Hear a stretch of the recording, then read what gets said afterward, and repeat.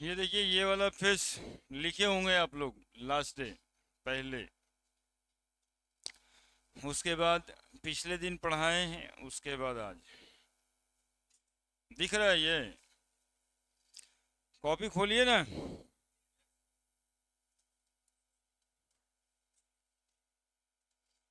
थोड़ा सा होगा ये।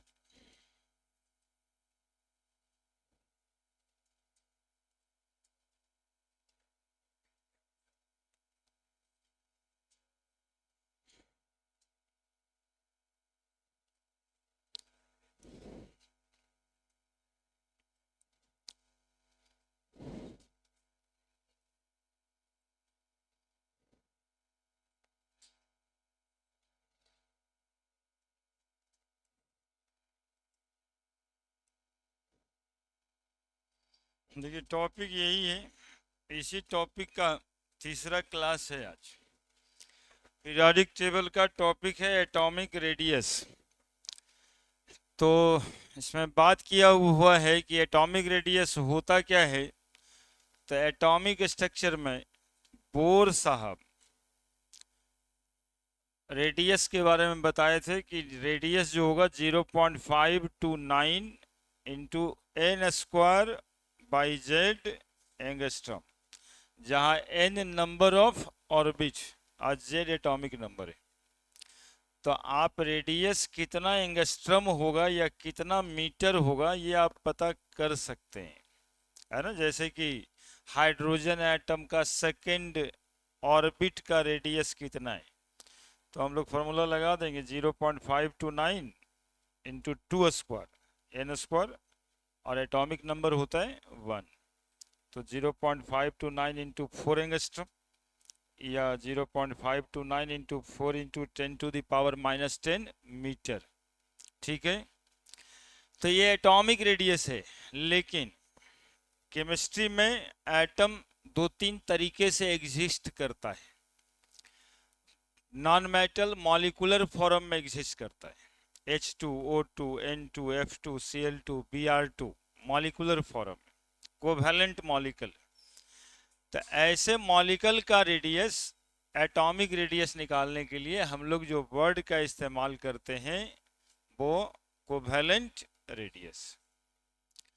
दो मॉलिक्यूल के बीच की दूरी वैंडरवाल रेडियस, है ना। ये दो मॉलिक्यूल और सोडियम पोटेशियम जैसा मेटल एटम इंडिपेंडेंटली एग्जिस्ट करता है, यानी एटॉमिक फॉर्म में एग्जिस्ट करता है। जैसे सोडियम खाली सोडियम ही रहता है ना, Na2 तो नहीं रहता। मैग्नीशियम खाली मैग्नीशियम के रूप में एग्जिस्ट करता है, ढेर सारा कॉपर एटम एक साथ होता है।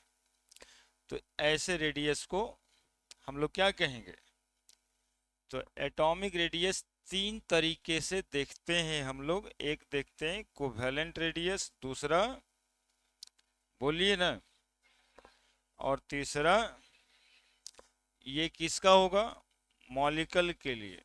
और ये होगा दो मॉलिक्यूल के बीच, है ना, चूंकि मॉलिक्यूल मॉलिक्यूल सब एक साथ रहता है। और ये तीसरा किसका होगा, एटम। अब ये कोवैलेंट मॉलिक्यूल, तो मॉलिक्यूल जो इलेक्ट्रॉन के शेयरिंग से बनता है, म्यूचुअल शेयरिंग ऑफ इलेक्ट्रॉन, उसको कहते हैं कोवैलेंट मॉलिक्यूल। ठीक है। पहुंचे हैं यहाँ पे कि अभी बाहरे बाहरे। हाँ, क्लासरूम में आ जाइए तब। म्यूचुअल शेयरिंग ऑफ इलेक्ट्रॉन, एक इलेक्ट्रॉन एक एटम का, दूसरा इलेक्ट्रॉन दूसरे एटम, और ये दोनों के बीच शेयरिंग, है ना। जैसे फुचका खाने में शेयरिंग किए होंगे कि 10 रुपये मिलाओ तुम, 10 रुपये हम, 20-20 को खा लेते हैं। तो that is mutual sharing of electron. से जो बॉन्ड बनेगा उसको हम लोग कोवैलेंट बॉन्ड कहेंगे। जैसे यहाँ एग्जाम्पल दिए हैं हाइड्रोजन का, तो हाइड्रोजन का एक एटम, फिर देखो यहाँ पर लिखते हैं ये न्यूक्लियस हो जाएगा और बाहर में एक इलेक्ट्रॉन रहता है। दूसरा हाइड्रोजन का न्यूक्लियस हो जाएगा और उसके बाहर में भी एक इलेक्ट्रॉन रहता है, और ये दोनों इलेक्ट्रॉन यहाँ पे शेयर कर लिया। और शेयरिंग करने के बाद ये वाला एरिया दोनों का क्या हो गया, कॉमन हो गया। तो ये ऐसे बन जाएगा, ये ऐसे बन जाएगा, इलेक्ट्रॉन दोनों का यहाँ पे रहेगा।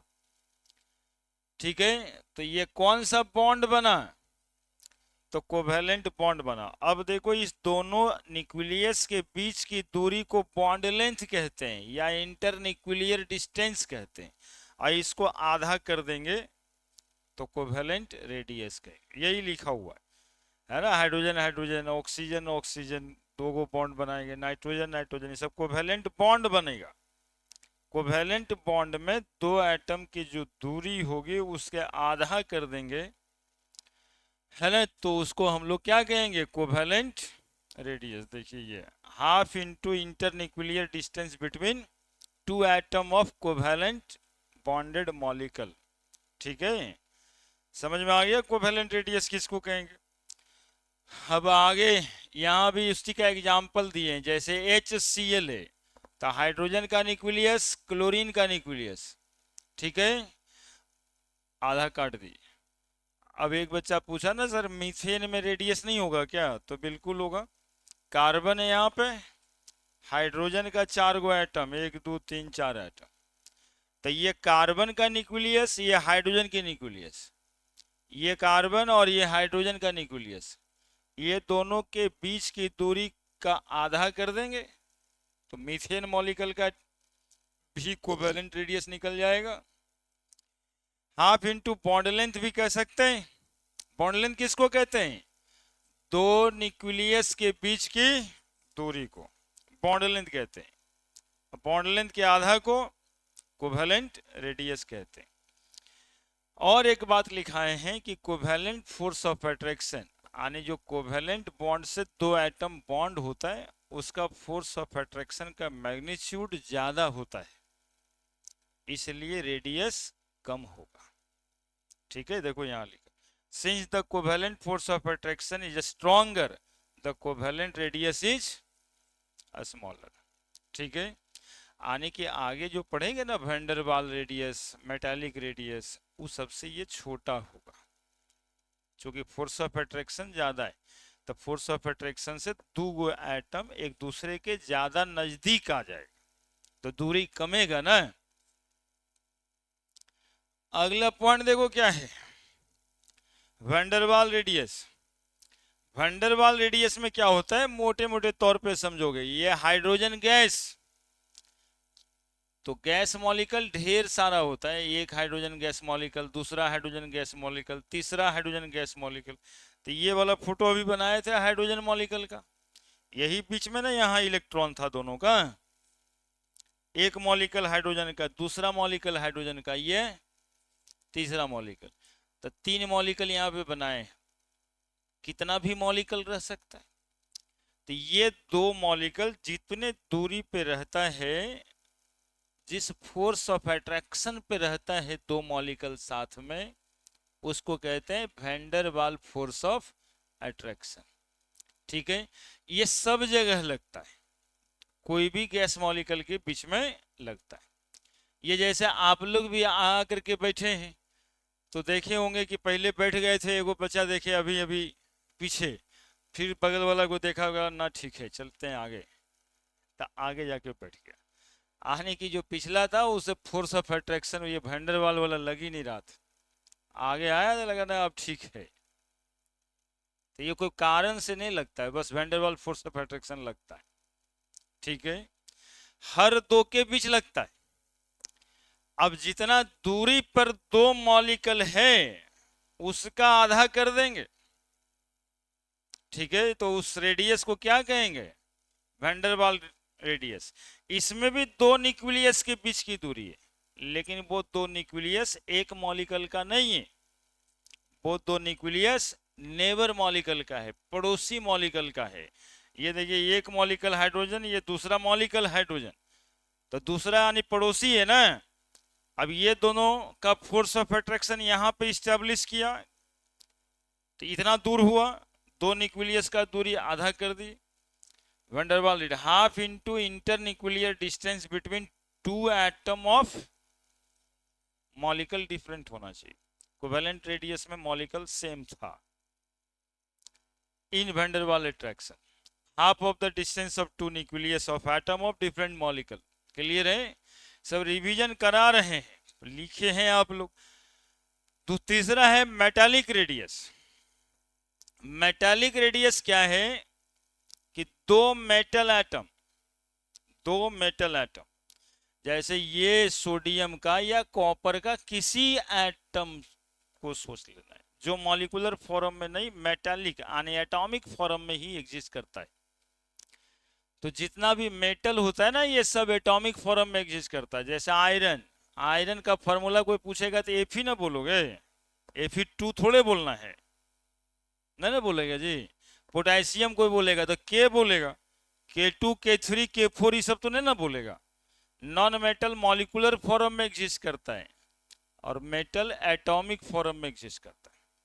तो ये एटम हो गया, एक दूसरा एटम बनाया। अब देखो यहाँ पर क्या एरो रो बना है, एरो समझना। यहाँ पे बताएं कि ये वाला इलेक्ट्रॉन, ये वाला इलेक्ट्रॉन, ये दोनों इलेक्ट्रॉन रिपल्सन कर रहा होगा, है ना? तो बाई डिफॉल्ट है ना, इलेक्ट्रॉन इलेक्ट्रॉन तो रिपल्सन ही करेगा। लेकिन इसका न्यूक्लियस इसके इलेक्ट्रॉन के साथ,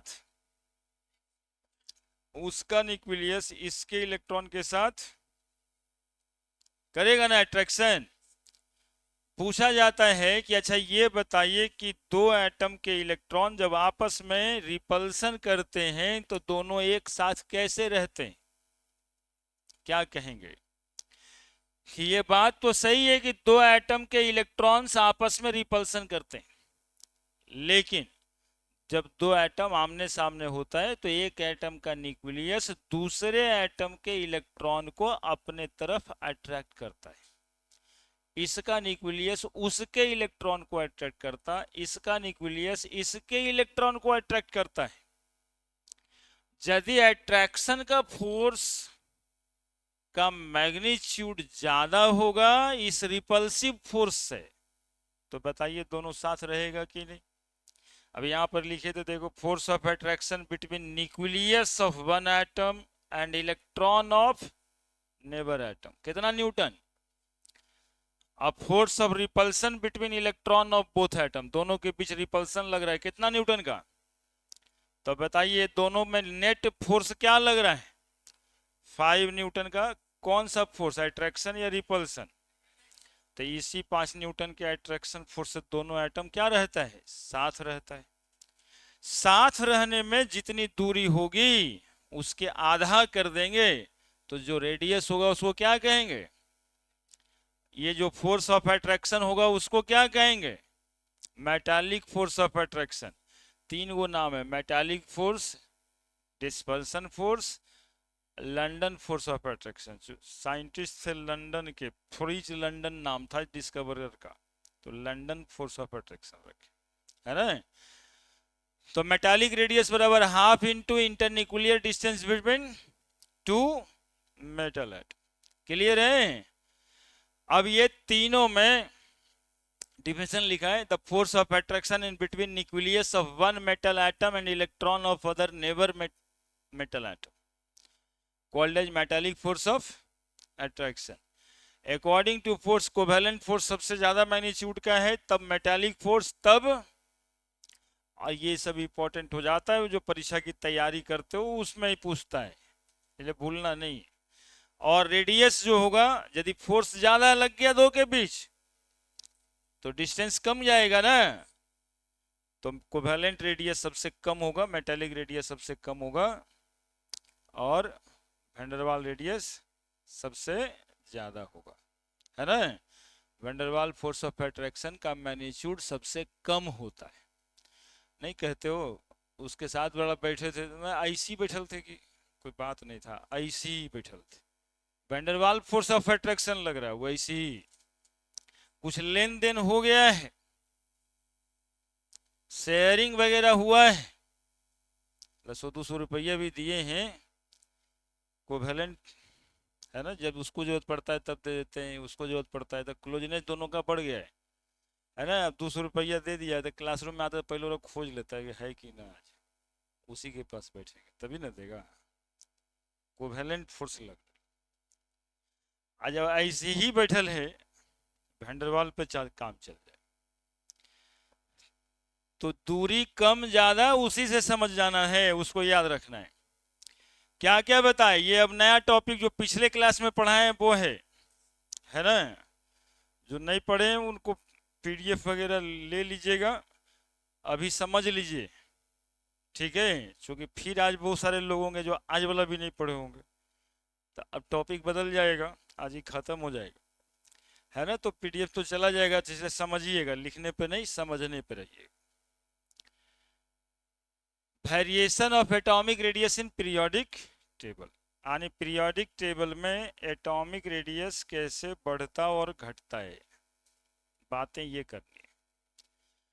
तो ये बातें समझने के लिए हमें ये समझना है कि atomic radius depends on, atomic radius किस किस बात पे डिपेंड करता है।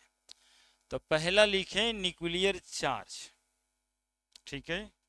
न्यूक्लियर चार्ज इसलिए लिखें कि ये न्यूक्लियस में पॉजिटिव चार्ज होता है, चूंकि प्रोटॉन रहता है ना जी।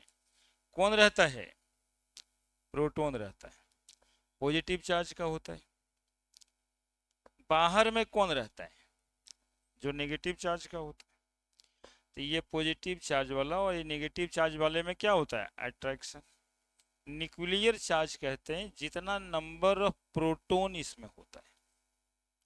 किसी में 10 प्रोटॉन है तो न्यूक्लियर चार्ज 10 है ना। निकालने के लिए क्या किया जाता है कि 10 गुना 1.6 इंटू 10⁻⁹ चार्ज कूलम में होता है, ठीक है। तो 10 प्रोटॉन है तो 10 गुना इतना, किसी में 6 प्रोटॉन है तो 6 गुना इतना। तो ये इतना तो सभी में कॉमन रहता है, तो इससे पता चल जाता है कि ज्यादा और कम कहाँ है, 10 है कि 6 है कि 4 है 3 है, ठीक है। जितना ज्यादा न्यूक्लियर चार्ज होगा यहाँ पे उतना ज्यादा फोर्स ऑफ अट्रैक्शन होगा, क्योंकि force of attraction directly proportional to charge, magnitude of charge of two body. तो एक बॉडी प्रोटॉन है और दूसरा बॉडी सब मिला के इलेक्ट्रॉन है, ठीक है। तो जितना ज्यादा न्यूक्लियस पे चार्ज रहेगा उतना ज्यादा क्या लगेगा, फोर्स ऑफ। अब बताइए ये न्यूक्लियस इस पे फोर्स ऑफ अट्रैक्शन लगाएगा तो इलेक्ट्रॉन को अपने तरफ खींच लेगा। तो साइज में कॉन्ट्रैक्शन होगा कि साइज में एक्सपेंशन होगा, कॉन्ट्रैक्शन होगा, यानी साइज छोटा हो जाएगा। जितना ज्यादा चार्ज बढ़ा दें साइज उतना छोटा होगा, बस इतना ही सिंपल बात है। Higher the nuclear charge higher the force of attraction, smaller the, जो कि कॉन्ट्रैक्शन हो गया साइज। ये सिखाए होंगे, force directly proportional to Q1 into Q2 होता है, दो चार्ज के मैग्नीट्यूड के प्रोडक्ट के डायरेक्टली प्रोपोर्शनल। अरे कुछ नहीं है ऐसा, ये 5 कूलम ही 10 कूलम, तो force of attraction 10 Guna 5 50 coulomb के डायरेक्टली प्रोपोर्शनल है। कहीं पर कहेंगे ये भी 10 कूलम है तो वहां 100 कूलम के डायरेक्टली प्रोपोर्शनल हो जाएगा, बस इतना ही सब बात। Inversely proportional to r square, दूरी है ना। दो चार्ज बॉडी है लेकिन बहुत दूर है तो फोर्स कम लगेगा, और दूरी कम है तो फोर्स ज्यादा लगेगा, बस इतना ही बात। तो पहला एटॉमिक रेडियस कहां पे डिपेंड करेगा, जितना ज्यादा न्यूक्लियर चार्ज उतना ज्यादा फोर्स ऑफ अट्रैक्शन उतना कम एटॉमिक रेडियस। अब देखिए पीटी लेके आए पीरियोडिक टेबल में, lithium beryllium boron carbon nitrogen oxygen fluorine, इसका एटॉमिक नंबर है 3 4 5 6 7 8 9। जितना एटॉमिक नंबर उतना ही नंबर ऑफ प्रोटॉन उतना ही न्यूक्लियर चार्ज। तो इधर से जब इधर जाएंगे तो न्यूक्लियर चार्ज क्या हो रहे हैं, इंक्रीज हो रहे हैं। Force of attraction, atomic size, तो एक ट्रेंड बना ना कि as we move left to right in the periodic table, atomic size. अब बताओ लिथियम छोटा है कि फ्लोरीन छोटा है, सबसे छोटा कौन, फ्लोरीन, बस इतना ही बात तो है, समझ गया। अभी इसी बदलाव को लिखे होंगे आगे भी। दूसरा है number of orbit,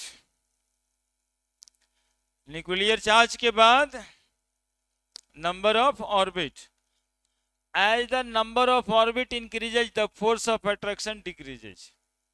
number of orbit देखो यहां समझो, इसमें 2 गो ऑर्बिट, इसमें 3 गो, इसमें तो बताओ न्यूक्लियस तो यहीं रह गया, इलेक्ट्रॉन यहाँ है, न्यूक्लियस यहाँ रह गया, इलेक्ट्रॉन यहाँ पहुंच गया, दूरी बढ़ रहा है, दूरी बढ़ रहा है, तो फोर्स ऑफ अट्रैक्शन क्या होगा, घट भी जाएगा। फोर्स ऑफ अट्रैक्शन तो साइज एक्सपेंड कर जाएगा कि नहीं कर जाएगा। तो जैसे जैसे हम नीचे जाएंगे एटॉमिक रेडियस क्या होगा, इंक्रीजेज। कारण है कि फोर्स इनवर्सली प्रोपोर्शनल टू, तो आर बढ़ेगा फोर्स घटेगा, एक्सपेंशन इन साइज या एटॉमिक रेडियस इंक्रीजेज। क्लियर है। अब ये फाइनली दोनों में लिख दिए, एटॉमिक रेडियस डिक्रीजेज, क्यों, तो न्यूक्लियर चार्ज इंक्रीजेज, इधर से इधर जाएंगे तब, और नीचे जाएंगे तो एटॉमिक रेडियस इंक्रीजेज, क्यों, तो number of orbit. As we move across the period left to right in periodic table the atomic radius decreases, while if we move down the group in PT the atomic radius, PT समझ रहा है ना, PT का left right समझ रहा है, ups down समझ रहा है, पीरियोडिक टेबल दिखाई दे रहा है आंख में सबको,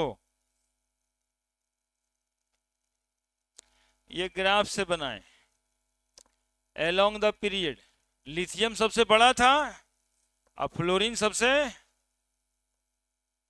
है ना, कारण बता दी थी। इधर देखिए atomic radius Z along the group, lithium सबसे छोटा, अब फ्रांसियम सबसे बड़ा, जैसे जैसे नीचे जाएंगे बढ़ेगा। तो ग्राफिकल रिप्रेजेंटेशन है वही बातों का। इसके बाद देखिए, इसके बाद तीसरा और चौथा बात भारी है, ठीक है, और इसी पर बातें आज भी होगी। और ये बात भारी क्यों है, तो बोलेंगे ये वाला बात तो सर सिंपल है, ये सब बुझाता है, तो नहीं क्या बुझाता है जानते हो, दिख रहा है लेकिन दिख आपको रहा नहीं। लिथियम से सोडियम इतना बढ़ा है, सोडियम से पोटेशियम इतना बढ़ा है, लेकिन जरा देखिए तो पोटेशियम के बाद रुबिडियम कम बढ़ा है कि नहीं बढ़ा है, ये वाला इंक्रीमेंट कम है कि नहीं है। अब इस माइन्यूट बातों को जानने के लिए थोड़ी सी बात और आगे करनी, जितना बढ़ना चाहिए कहीं उतना नहीं बढ़ता, जितना घट जाना चाहिए कहीं उतना नहीं घटता, उसके क्या क्या कारण है ना। ये दो सिंपल वाला बात था, न्यूक्लियर चार्ज और नंबर ऑफ ऑर्बिट। इसके अलावा एक बात है स्क्रीनिंग इफेक्ट, समझिएगा यहां से स्क्रीनिंग इफेक्ट क्या होता है। तो कहते हैं कि न्यूक्लियस तो यहाँ बताते हैं सर सही है, इलेक्ट्रॉन्स तो बाहर में रहता है, ये भी सही है। अभी तक आप बताए कि न्यूक्लियस इलेक्ट्रॉन को अट्रैक्ट करता है, बिल्कुल सही है। तो क्या ये इलेक्ट्रॉन जो इस ऑर्बिट में रहता है वो आपस में रिपेल नहीं करता होगा क्या, क्योंकि वो तो नेगेटिव चार्ज है, और नेगेटिव चार्ज सामने में रहेगा तो रिपल्सन सब जगह होगा, होगा या नहीं होगा। तो सर ये रिपल्सन कर करके इसको तो फैला देगा, ये अट्रैक्ट कर कर करके सबको सोचेगा कि अपने तरफ आ जाएं, लेकिन ये रिपेल करके क्या हो जाएगा, है ना। जैसे हम जो है यहाँ से सबको अट्रैक्ट कर करके पढ़ाने की कोशिश करते रहते हैं कि सब बात समझ में आ जाए, लेकिन इधर आप लोग का जो नेचर है आपस में कभी हुरते भी रहते हैं। देखिए सर हमको जो है ये केनहाटी से मार रहा है, पीछे से हुर दिया है, तो ये तो नेचर है, करबे करिएगा। तो हमारे अट्रैक्शन को क्या करते हैं आप, खत्म करते हैं। हम 50 न्यूटन के मैग्नीट्यूड से आपको चाह रहे हैं कि मेरे तरफ ध्यान दीजिए, लेकिन बीच में 10-20 न्यूटन का फोर्स आप लोग अपने से गायब कर देते हैं, यही मामला बनता है। देखिए यहाँ पे क्या है, स्क्रीनिंग इफेक्ट, वो जो 10-20 न्यूटन जो आप अपने से गायब कर देते हैं ना, उसको कहते हैं screening effect. They will screen each other. अब केमिस्ट्री वाले सर काहे के लिए कहेंगे झगड़ा लड़ाई कर रहा है, हम लोग ऑफिस में जाएंगे एक दूसरे सर से बात करेंगे तो स्क्रीनिंग इफेक्ट तो लगेगा ही ना, students are screening with each other. Screening, screaming, screaming हो गया तो वो इंग्लिश हो गया, स्क्रीनिंग हो गया तो ये केमिस्ट्री हो गया। मतलब इलेक्ट्रॉन इलेक्ट्रॉन का जो रिपल्सन होगा उसको स्क्रीनिंग इफेक्ट कहेंगे। सिंपल है बहुत। Inter electronic repulsion in between electrons of different orbit which felt on outermost orbit electron called as screening effect। ठीक है, अब इसमें एक लैंग्वेज केमिस्ट्री का है यहाँ पे, which felt on outermost orbit electron। ई क्या है तो सुनिए, हम तो एट्रेक्ट कर रहे थे, हमको न्यूक्लियस मानिएगा, आप लोग इलेक्ट्रॉन हम बता दिए आप लोग। रिपल्सन करिएगा, रिपल्सन से थोड़ा सा हूर हार रहा है तो चलिए ठीक है, लेकिन अब मारे मारी कर लिए तो मारा मारी करिएगा तो एक दूसरे को देखना नहीं चाहिएगा, तो देखना नहीं चाहिएगा तो क्लासरूम से बाहर फेंक दीजिएगा। और क्लासरूम के बाहर जो गेट पे वहां बबलू जी खड़ा है, तो आप लोगों के बीच का लड़ाई का जो रिपल्सन होगा वो फेल्ट कौन करेगा? जो दरवाजा खुलेगा तभी ना, तो बबलू जी फेल्ट कर जाएंगे, कि धकेल के बाहर कर दिया इसको, नहीं उनको धकेला तो नहीं को जाए। तो यही बात कह रहे हैं, इलेक्ट्रॉन जो सबसे बाहर रहता है ना उसी पे ये रिपल्सन ऑब्जर्व होता है, क्योंकि सबसे पहले वही इलेक्ट्रॉन को धक्का देके बाहर करेंगे। रिपल्सन जब होगा, ये आपस में रिपल्सन कर रहा है, तो ये रिपल्सन किस पे ऑब्जर्व होगा? तो कहेंगे सबसे बाहर वाला इलेक्ट्रॉन है उस पे ऑब्जर्व होता है। ठीक है, डिफिनेशन अब फिर से पढ़ते हैं। इंटर मतलब इन बिटवीन, इलेक्ट्रॉनिक इलेक्ट्रॉन, इलेक्ट्रॉनों के बीच repulsion, electrons of different orbit, जो डिफरेंट ऑर्बिट में इलेक्ट्रॉन्स है उसके बीच repulsion. Felt on outermost orbits electron, इस जो महसूस होगा आउटर मोस्ट ऑर्बिट के एक इलेक्ट्रॉन पर, उसको क्या कहेंगे? Magnitude of screening effect given by Slater's constant. ये एक नया बात है फिर से आप लोगों के लिए, अभी आगे देखेंगे। अब आप बताइए, न्यूक्लियस 50 न्यूटन के फोर्स से इलेक्ट्रॉन को अट्रैक्ट किया था, ठीक है, समझिएगा। यहां पर देखो रफ में बात समझाएं, एक प्रोटॉन बराबर 1 न्यूटन फोर्स लगता है, ठीक है। न्यूक्लियस के अंदर एगो प्रोटॉन कितना फोर्स लगाता है? 1 न्यूटन। तो 50 को प्रोटॉन है मान लेते, कितना फोर्स लगाएगा? आपस में इलेक्ट्रॉन रिपेल कर रहा है 20 न्यूटन से, तो इफेक्टिव कितना न्यूटन फोर्स होगा? तो 50 प्रोटॉन का काम कितना प्रोटॉन से हो रहा है? 30 प्रोटॉन से ना, है तो 50 कहने का, लेकिन इफेक्टिव 50 है, इफेक्टिव कितना है? 30, चूंकि 20 न्यूटन का फोर्स इलेक्ट्रॉन आपस में रिपल्सन करके बर्बाद कर रहा है। अब बताओ 50 न्यूटन का फोर्स था, तो उस फोर्स ऑफ अट्रैक्शन से जितना कॉन्ट्रैक्ट होना चाहिए था उतना कॉन्ट्रैक्ट होगा नहीं ना होगा? तो जितना हम लोग सोच रहे हैं कि एटॉमिक रेडियस घटेगा उतना नहीं घटेगा, यही हो रहा था वो ग्राफिकली, जितना घटना चाहिए उतना नहीं घटेगा। कारण पूछा जाएगा, क्या कहेंगे? It happens due to screening effect, क्योंकि इलेक्ट्रॉन भी आपस में क्या कर रहा होगा? रिपल्सन, है ना। यदि सवाल ऐसा सवाल आता है अच्छे परीक्षों में कि न्यूक्लियर चार्ज तो बढ़ रहा है लेकिन साइज का कॉन्ट्रैक्शन उस हिसाब से नहीं हो पा रहा है, क्यों? तो कहेंगे it happens due to screening effect, they will repel each other, they will decrease the force of attraction, है ना।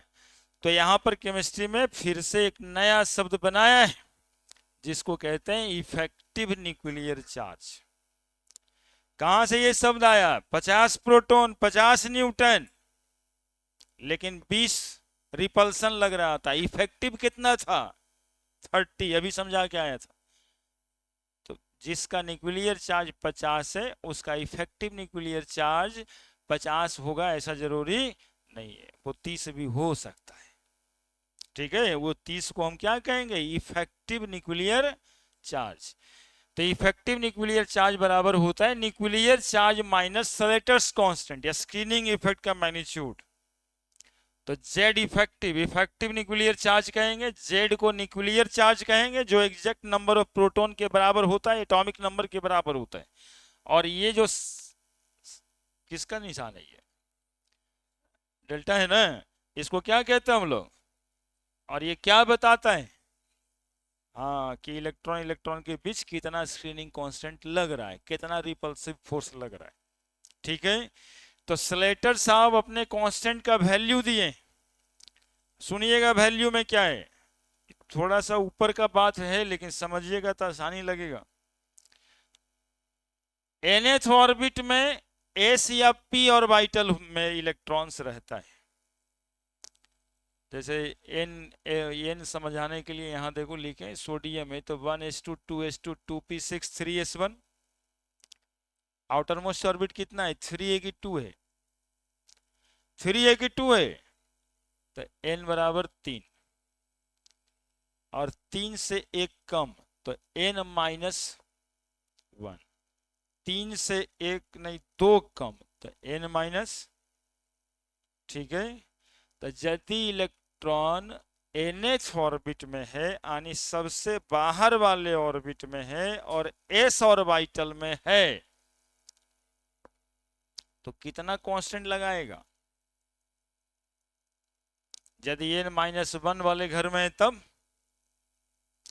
और n-2 वाले घर में है तब, समझ गए, और यदि nth घर के d ऑर्बिटल या f ऑर्बिटल में है तब, और n-1 वाले घर के df में है तो फिर 1। अब इससे हमें क्या निकलेगा, तो इससे हमें निकलेगा इफेक्टिव न्यूक्लियर चार्ज, इससे निकलेगा इफेक्टिव न्यूक्लियर चार्ज। इतना दाग धब्बल लग गया है, इसको उतारिए, अभी जो आज से बैठे हैं इफेक्टिव न्यूक्लियर चार्ज वो 4 पे छोड़ करके, देखिए इतना देर मेहनत किए हैं, जो पिछला दिन ऐश किए थे आप जो हैं,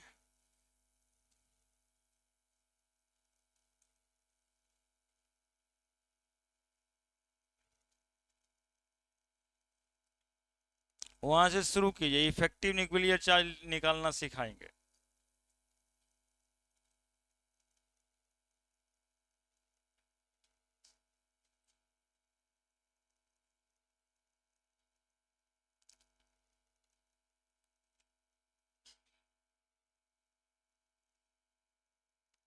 जल्दी जल्दी 4 पे छोड़िए।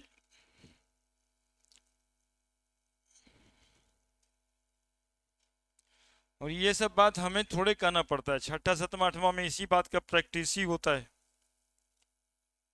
कि छुटलका कैसे उतारे जाए, है नहीं। मेजर टाइम 8वां 9वां 10वां में पापा देखे होंगे पढ़ते, तो आप उस समय क्या कर रहे होंगे, तो दूसरे के कॉपी पे अपन कॉपी पे उतार रहे होंगे।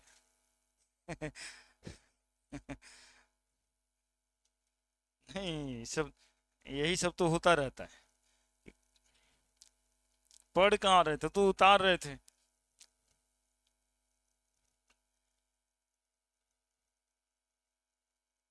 इससे एक एग्जाम्पल सिखाए भी थे शायद, कि आज फिर से सिखाएंगे। इफेक्टिव न्यूक्लियर चार्ज एक अच्छा सा शब्द है, बराबर इस्तेमाल होता है, न्यूक्लियर चार्ज का इस्तेमाल कम करते हैं हम लोग, इफेक्टिव न्यूक्लियर चार्ज का इस्तेमाल ज्यादा करते हैं। इफेक्टिव न्यूक्लियर चार्ज क्या है वो समझाए, कि न्यूक्लियर चार्ज यदि 50 है तो वो 50 के बराबर अट्रैक्शन का फोर्स लगा देगा, जरूरी नहीं है, चूंकि इलेक्ट्रॉन्स भी है तो आपस में रिपल्सन करेगा ही, और वो अट्रैक्शन के मैग्नीट्यूड को घटा देगा। अब कितना घटा देगा वही निकालना है इस फॉर्मूले से। कल एक दिखाए थे, प्रोटॉन था उसमें 11, लेकिन इफेक्टिव था 2.2 इलेक्ट्रॉन, बाकी सब बर्बाद कर दिया।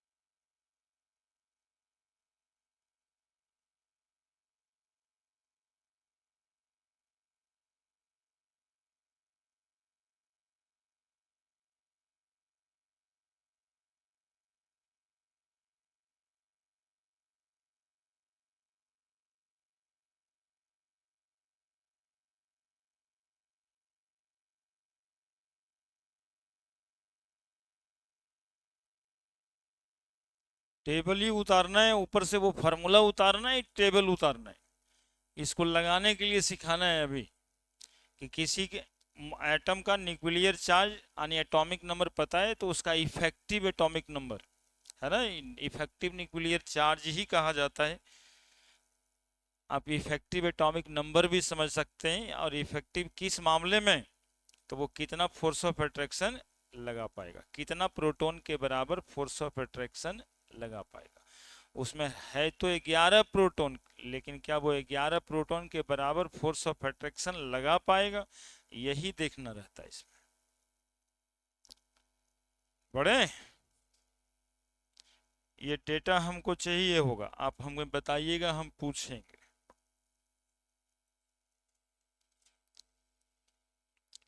ये एक समझाए थे लेकिन फिर से समझाते हैं। इफेक्टिव न्यूक्लियर चार्ज उतार लिए ना सब, कोई बच गया जी? हाँ, उतारना शुरू तो किया होगा, 10-20 दिन बाद कलम पकड़ा होगा सब। इफेक्टिव न्यूक्लियर चार्ज, तब वो बदमाश है। देखो जल्दी कमा बेसी पूरा करो जल्दी से।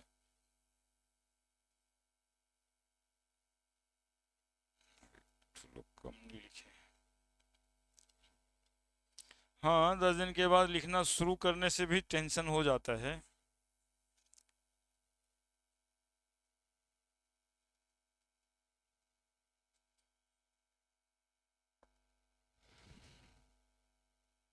पढ़े देखा ना, ये मैथमेटिकल है तो ये समझ आता है ज्यादा, कोशिश कीजिएगा। ऐसे नहीं आने के लिए तो बिल्कुल ही नहीं आता है, लेकिन यदि आप चाहेंगे तब आ जाएगा। इफेक्टिव न्यूक्लियर चार्ज, जैसे देखो बाबू, लिथियम का इफेक्टिव न्यूक्लियर चार्ज निकालना है, ठीक है। फॉर्मूला अपने पास फिक्स है, जेड स्ट्रिक बराबर Z minus Slater constant. Z स्ट्रिक को क्या कहेंगे, अरे बोलो ना जी। और जेड को न्यूक्लियर चार्ज, और वो जो है डेल्टा, उसको डेल है, उसको क्या कहेंगे। तो लिथियम का एटॉमिक नंबर कितना होता है, 3। इसका हम लोग निकालना चाह रहे हैं इफेक्टिव न्यूक्लियर चार्ज। तो Z minus Slater's constant, Slater's constant निकालने के लिए हमें इसका लिखना पड़ेगा इलेक्ट्रॉनिक कन्फिग्रेशन। तो इलेक्ट्रॉनिक कन्फिग्रेशन लिखते हैं सबसे पहले।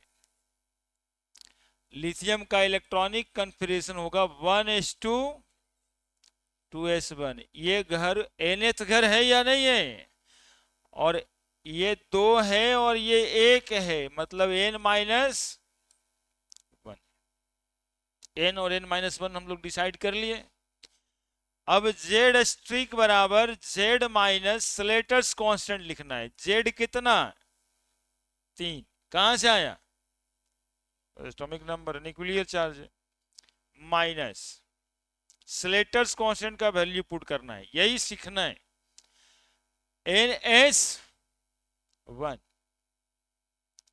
इस इलेक्ट्रॉन को छोड़ दिया जाता है, इसका रिपल्सन कंसीडर नहीं किया जाएगा। क्यों, बबलू जी है, वो रिपल्सन किया कहां था, वो तो सब मिल के रिपल्सन किया कि उसको जाके धक्का दिया था ना।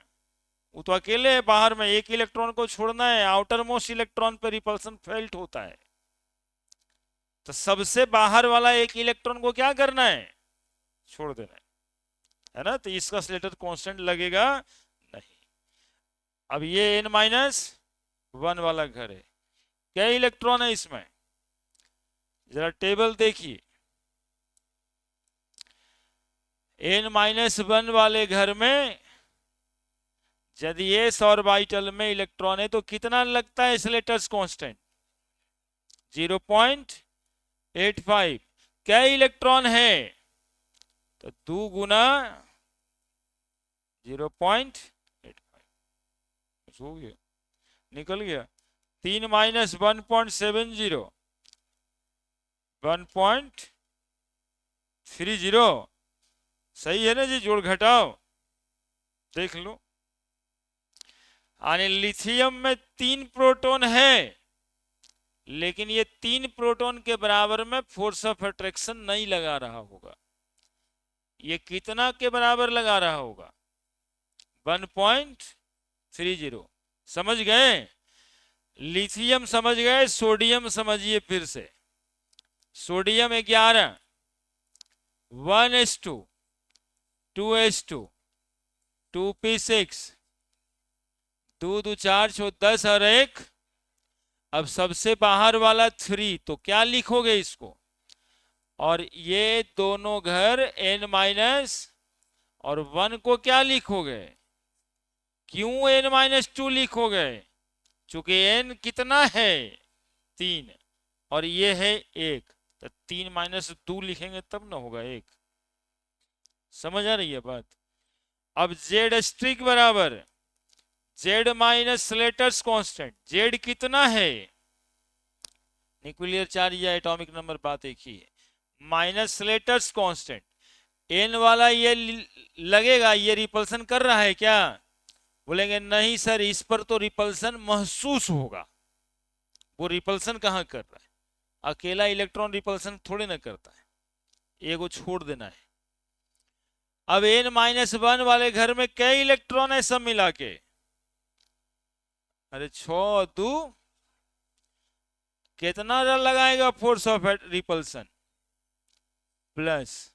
अभी और है, n-2 वाले घर में कितना? 2 इलेक्ट्रॉन, और रिपल्सन का मैग्नीट्यूड कितना बताया गया स्लेटर्स कांस्टेंट? 1। दिख रहा है सबको 1? देखो n-2 में इस घर में कितना है रिपल्सन? 1। तो लगा दें 1, तो 11 माइनस 6.80 आता होगा ये, प्लस 2। 11 माइनस 8.80 बराबर 2 पॉइंट। बोलिए प्रोटॉन 11 है, लेकिन इफेक्टिव प्रोटॉन की संख्या कितनी हो गई? किस मामले में इफेक्टिव? फोर्स ऑफ अट्रैक्शन लगाने में, है ना, बाहर वाले इलेक्ट्रॉन को अपने तरफ अट्रैक्ट करने में मात्र 2.2। बाकी इलेक्ट्रॉन आपस में रिपल्सन करके बर्बाद कर देता है। यही कम्मा यहां भी आप लोग करते हैं। हम कितना भी फोर्स ऑफ अट्रैक्शन लगाते हैं, आपस में रिपल्सन करके कोई ना कोई वो कहानी छेड़ देते हैं, और उसके बाद में सब मेरा जो सिखाया हुआ बात है वो बर्बाद कर देते हैं। तो इफेक्टिव नहीं हो पाता आपके लिए। कम बर्बाद कीजिएगा, ज्यादा इफेक्टिव हो। एक और निकालिए अगला, पोटेशियम 19 जो उतार लिए हैं, वो अगला पोटेशियम के लिए।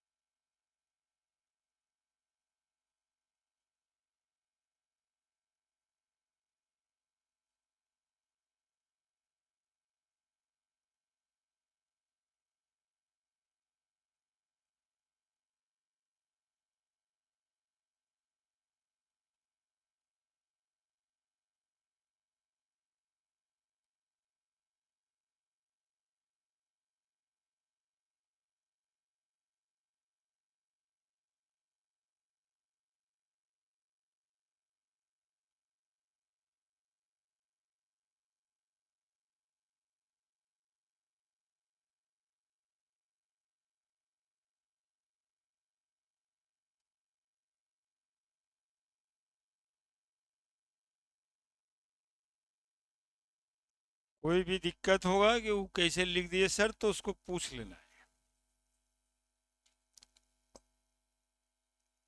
एन का मतलब आउटर मोस्ट ऑर्बिट। एन क्या होगा? हमेशा हमेशा होगा number of outer most orbit. Potassium का निकालिए 13 19 एटॉमिक नंबर।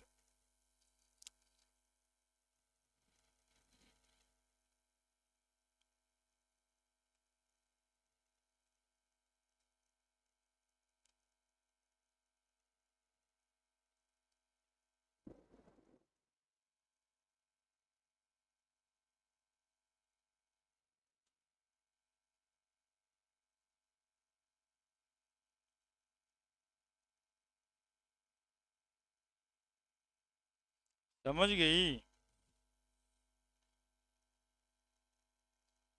19 एटॉमिक नंबर लिख के देखो। धर्म अपनाइए, थोड़ा डेली डेली आइए आप, है ना? ये स्टूडेंट धर्म है कि रोज कोचिंग जाना है।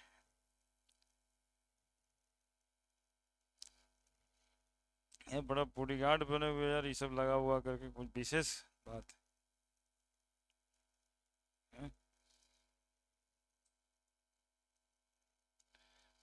तो थोड़ा ऊपर उठना है कि जनता दुनिया में देश के लिए सेवा करना है। किसी एक आदमी का सेवा करके क्या फायदा है?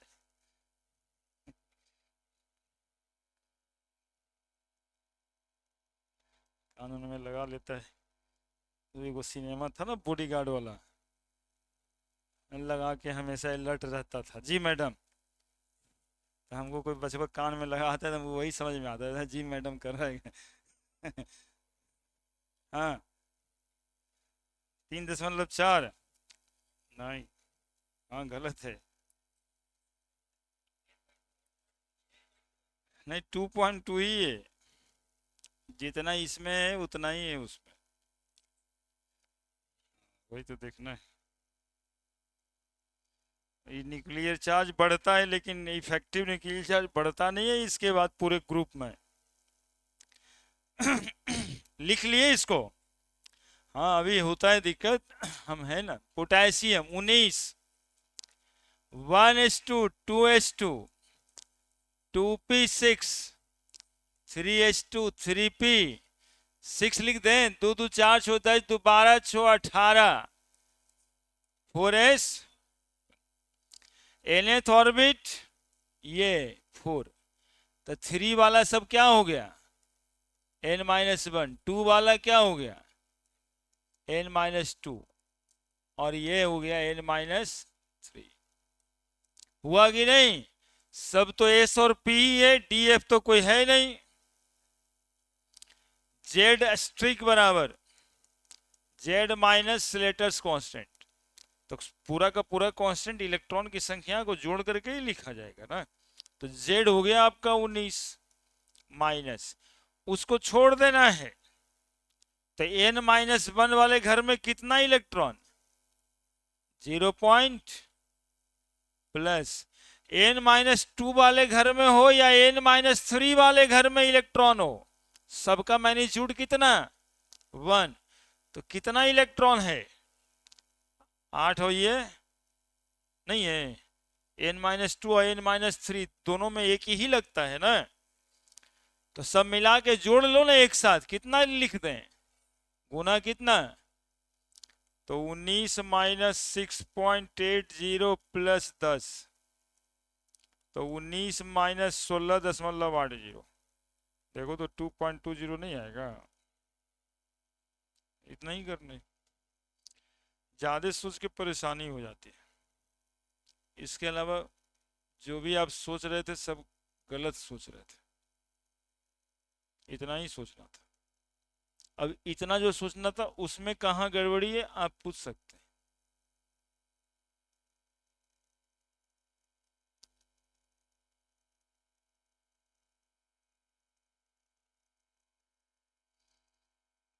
और यही एक और कॉन्सेप्ट को आपको सही भी करेगा। हम करते हैं। पोटेशियम के बाद रुबेडियम। आपकी हिम्मत तो नहीं है लेकिन हमारी है। यही सुनना था हमको। क्या लिखेंगे? 37 1s2 2s2 2p6 3s2 3s2 3p6 4s2 3d10 4p6 5s1। देखो जोड़ के 37 होगा। 2 2 4 6 10 2 12 6 18 2 20 30 36 और 1 37 37। पांचवा घर कौन सा घर बना देंगे? एन। पांचवा के बाद ये बात दोनों चौथा घर जरा ध्यान से देखना, नहीं तो अकबक्की लगेगा और मन करेगा वह छोड़ देते हैं टाई से। लेकिन ऐसा करना क्या है? ठीक है, एसपी में जोड़ा लगाए, डी को तो छोड़ देना है ना, डी तो अलग कैलकुलेशन में जाता है। n-1 4 4 ना, एसपी खाली देख लो। अभी ये दोनों और ये दोनों और ये और 3D जो है एक ठो, वो है n-2d। ठीक है, इलेक्ट्रॉन की संख्या वो डेटा अपने पास है ही, चार्ट जो बनाए बस उतने से कर देना है। उसमें क्या n-2 n-3 n-4 n-5 जितना सब उसी में। डैश डैश नहीं दिए थे यहाँ, ऐसे करो ना यदि नहीं दिए। देखो ये वाला डैश डैश, इसका मतलब n-2 हो n-3 हो, डैश डैश डैश मतलब n-4 n-5 n-6 जितना हो, सब में वही लगना है। ठीक है, काम करें।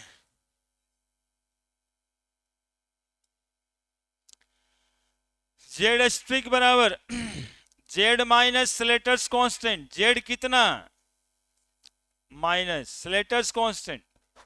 पहला वाला इलेक्ट्रॉन छोड़ देना है, छोड़ दिए। n-1 घर में कितना इलेक्ट्रॉन? 2। अच्छे 8 है ना, तो 8 गुना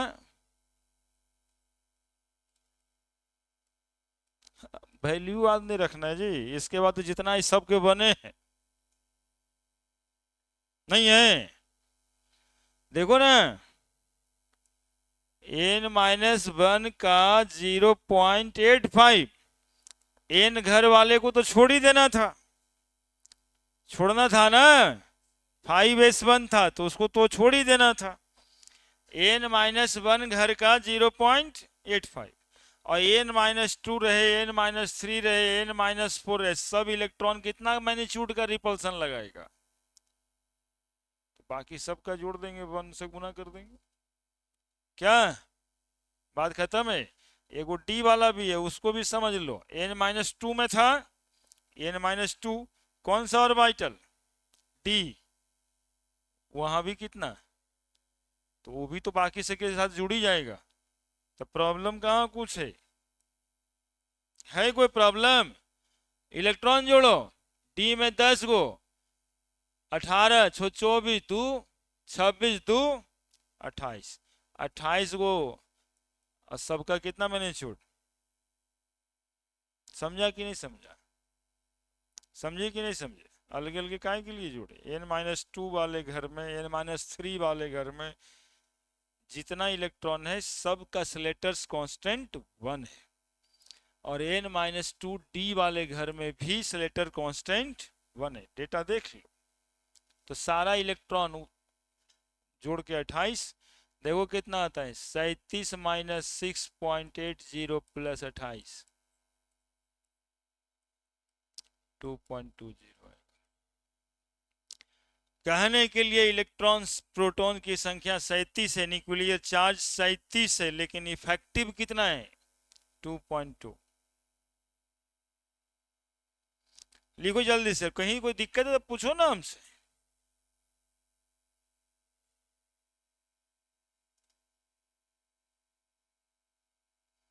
पूछना है, समझे ना, ऐसे नहीं कि अच्छा छोड़ देते हैं देख लेंगे बाद में, अच्छा ठीक है, पूछ ही लेना है। अभी जो बातें हो रही है वो तो पूछ ही लेना है कि सर, अब जिनको वो 1:2 कैसे लिख दिए हैं वो तो नहीं पूछना है, वो तो खराब बात है।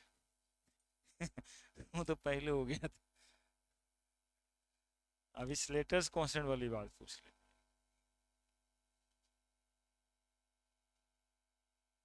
उसको रिवीजन कर लेना है जा करके।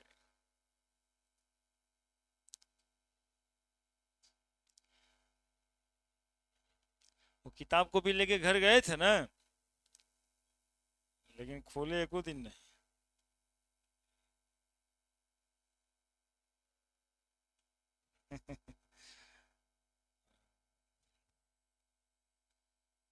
शुरू दिन पापा पूछते हैं ये किताब उताब लेके आए हैं ना, कर ले हो कि इतना ना काम है दे देते हैं कि कुछ पूछे, वो अपने नहीं पूछता। यही होता है।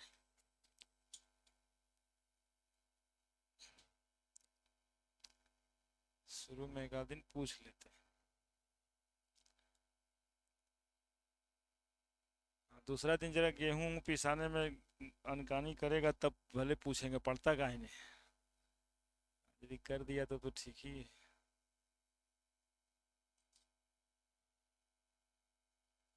लेकिन पढ़ना चाहिए। अब आकर के अभी पूरा करी। देख लिए, लिख दिए, कहीं कोई दिक्कत है?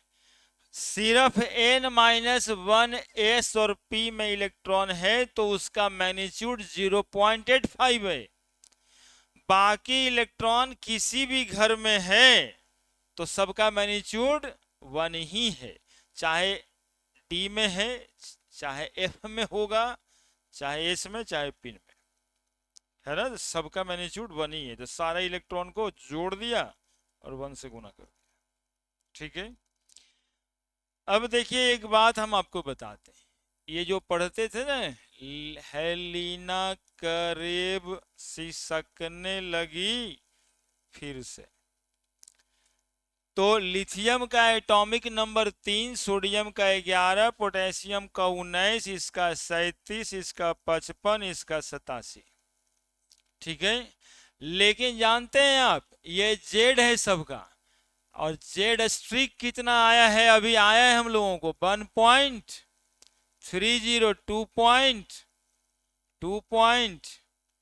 2.2 इतना तक तो निकाल लिए हैं जी।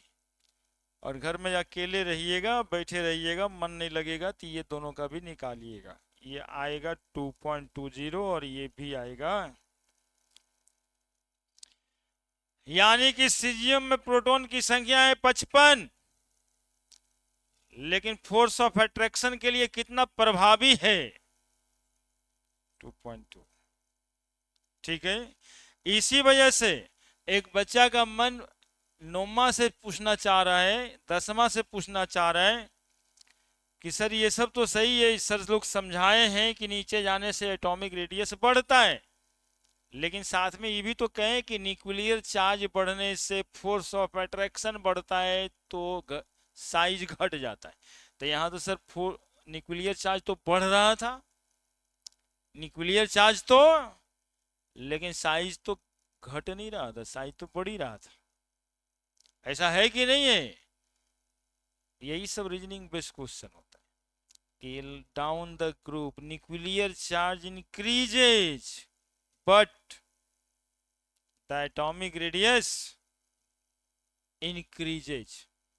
तो हम लोग उसका आंसर सिंपल में कहते हैं कि नंबर ऑफ ऑर्बिट बढ़ रहा है, और वही सही भी है।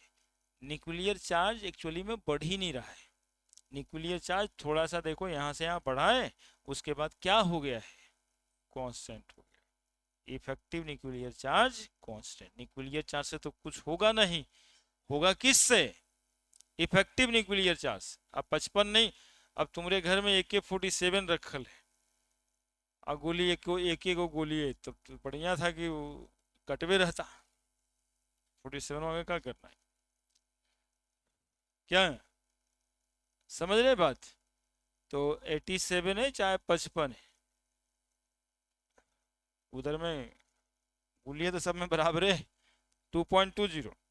तो ये बात लिख देंगे कि नीचे जाने से हम लोग का नंबर ऑफ ऑर्बिट तो बढ़ता है लेकिन इफेक्टिव न्यूक्लियर चार्ज बढ़ता नहीं है। वो न्यूक्लियर चार्ज के बढ़ने से कुछ होगा नहीं। as we move down the group, effective nuclear charge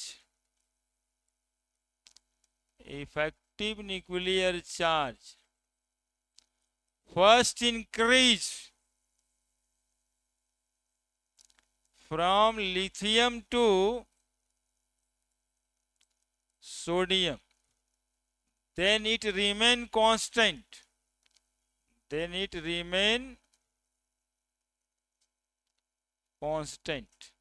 as a screening effect increases. As we move down the group, effective nuclear charge first increase from lithium to sodium. Lithium का था 1.3, sodium का 2.20। पहले तो बढ़ गया, lithium से sodium के लिए बढ़ा, then it remain constant as a screening effect increases. देखो कहां पे स्क्रीनिंग इफेक्ट इंक्रीज किया है, देखो एक मिनट, ये देखो, ये दोनों जोड़ोगे तो स्क्रीनिंग इफेक्ट है ना, यहाँ पर ये दोनों जोड़ोगे तो स्क्रीनिंग इफेक्ट ना है 16.80। यहाँ पे स्क्रीनिंग इफेक्ट 34.80। क्या बढ़ रहा है? स्क्रीनिंग इफेक्ट बढ़ रहा है, स्क्रीनिंग कांस्टेंट बढ़ रहा है। न्यूक्लियर चार्ज तो बढ़ा था, न्यूक्लियर चार्ज जितना ज्यादा बढ़ा उतना ही ज्यादा क्या बढ़ गया? स्क्रीनिंग कांस्टेंट बढ़ गया। इफेक्टिव न्यूक्लियर चार्ज कांस्टेंट ही रह गया। समझ रहे हैं? न्यूक्लियर चार्ज तो बढ़ रहा है, जितना न्यूक्लियर चार्ज बढ़ रहा है उतना ही क्या बढ़ जा रहा है? स्क्रीनिंग कांस्टेंट बढ़ जा रहा है। इसके वजह से इफेक्टिव न्यूक्लियर चार्ज कांस्टेंट रह जा रहा है। समझ में आया जी? कि कोई दिक्कत है? दिक्कत है तो हम ही से ना पूछेगा। लिथियम सेकेंड पीरियड का है और सोडियम थर्ड पीरियड का है। जगह होगा तो ब्रैकेट में वहीं पे सामने सामने लिख देना। हमको जगह नीचे था, हम नीचे लिख दिए।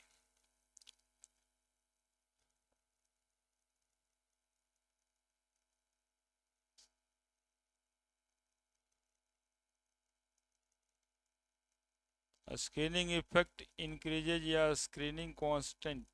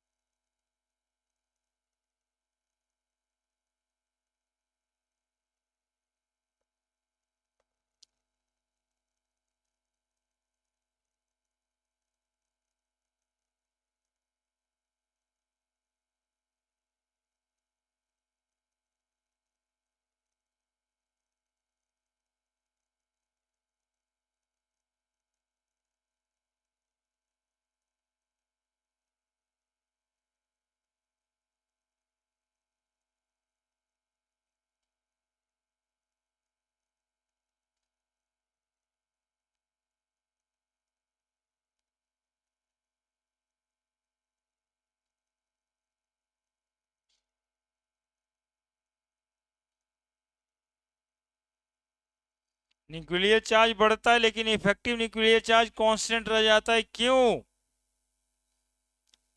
क्योंकि स्क्रीनिंग कांस्टेंट इंक्रीज कर जाता है ना। सवाल के अंदर सवाल है कि as we move down the group nuclear charge increases while effective nuclear charge constant. कारण स्क्रीनिंग कांस्टेंट इंक्रीजेज। जितना ज्यादा न्यूक्लियर चार्ज बढ़ता है उतने ही ज्यादा मैग्नीट्यूड में स्क्रीनिंग कांस्टेंट बढ़ जाता है ना। इसीलिए इफेक्टिव न्यूक्लियर चार्ज कांस्टेंट हो जाता है ना। भी लिख दें, लेकिन समझदारी वाली बात आप लोग कितना दिन याद रखिएगा, भूल ना जाइएगा। As nuclear charge increases,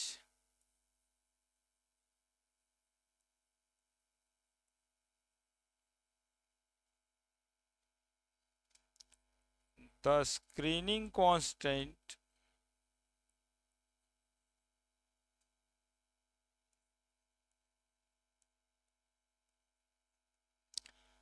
also increases,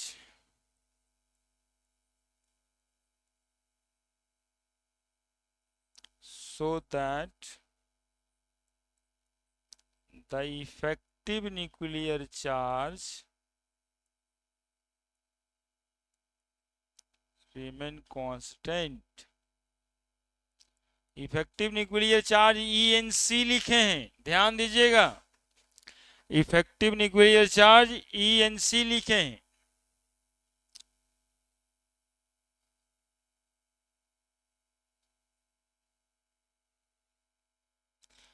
तो ध्यान दीजिए पढ़ने पे, समझे ना, पढ़ने में मन उन्हें किसी को करने लगता है, लगाना पड़ता है।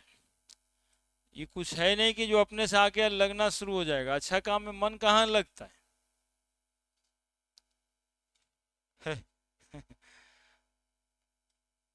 जितना में मन करता है आप लोगों का ना काम करने का, सब गड़बड़ रहता है।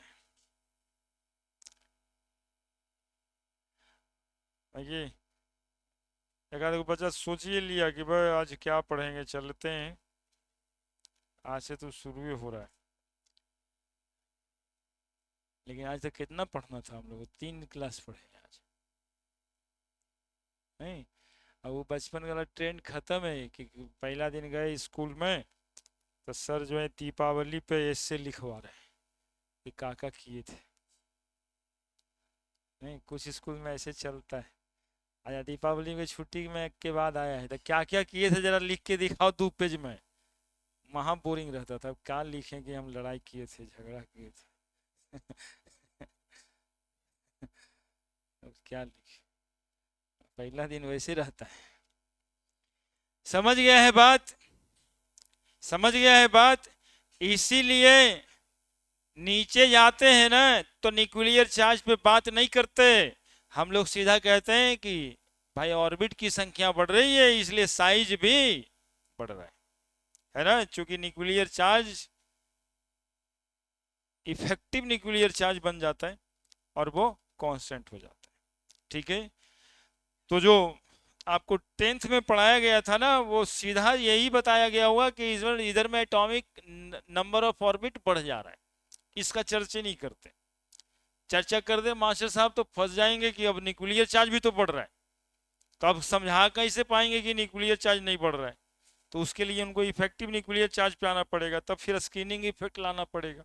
इसीलिए बात को वहीं पे खत्म कर दिया जाता है। ठीक है, और नहीं तो पूरी बात यही है। और देखिए कुछ और निकालना है हम लोगों को।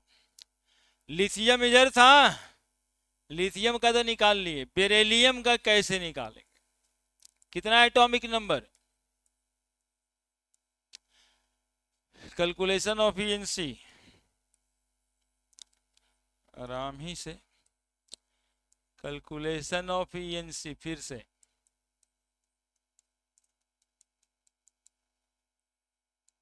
ये अलोंग द पीरियड, पिछले बार हम लोग निकाल रहे थे ग्रुप में, इस बार निकालेंगे पीरियड में। ठीक है, लिथियम निकला हुआ था, लिथियम के बाद पीरियड में कौन है, beryllium. 4 atomic number, 1s2 2s2। अरे देखिएगा इधर कंसंट्रेशन में रहेगा, नहीं तो फिर इधर छूट जाएगा एक बात, देखिएगा 1s2। ये वाला जो स्क्रीनिंग इफेक्ट है यानी रिपल्सन है वो किस पर फील होता है, सबसे आउटर मोस्ट एक इलेक्ट्रॉन पे। यहाँ पे आउटर मोस्ट घर में कितना इलेक्ट्रॉन है, देखना जी 2 है। इस 2 को हम क्या लिख रहे हैं वो देखना, 1 + 1, चूंकि एक के इलेक्ट्रॉन को ना छोड़ना है। बबलू जी तो एक के ठो है, बाहर में 2 इलेक्ट्रॉन है लेकिन छोड़ना कितना को है, तो एक को रखना है, एक को छोड़ना है। बता कौन सा घर है ये, और ये कौन सा घर, जेड स्ट्रिक बराबर Z minus Slater's constant. Z कितना, स्लेटर्स कांस्टेंट। एन वाले घर में एक इलेक्ट्रॉन है, तो एक इलेक्ट्रॉन एन वाले घर में कितना मैग्नीट्यूड लगाएगा, 0 देख लिया ना चार्ट। और एन माइनस 1 वाले घर में 2 इलेक्ट्रॉन कितना मैग्नीट्यूड लगाएगा, 0.85। तो 4 माइनस 0.35 प्लस 1.70, 4 माइनस 2.05 होगा 1.95। क्या दिक्कत। अगला एक और देखो, फिर तो आप निकालना। बोरोन का 5 1s2 2s2 2p, outer most को छोड़ देना है। किसको छोड़ दें, 2p1 को छोड़ दें। और यदि यहां 2 रहता ना तो फिर 1+1 कर देते, एक ठो को छोड़ देते, एक ठो को कंसीडर करते। कौन सा घर, n की n-1, n ही है ना 2 और 2। और ये कौन सा घर, जेड स्ट्रिक बराबर Z minus Slater's constant. Z कितना, स्लेटर कांस्टेंट, एन में कितना और कितना लगाएगा, और n-1 वाले घर में कितना कितना लगाएगा, 5 माइनस 0.3570 1.70, 5 माइनस 2.40 कितना आ रहा है, 60। 4 में 2 गया 2, 2.60। क्या दिक्कत, आप लोग निकालोगे। कार्बन नाइट्रोजन ऑक्सीजन फ्लोरीन 4 गो बचले, जल्दी लिखो।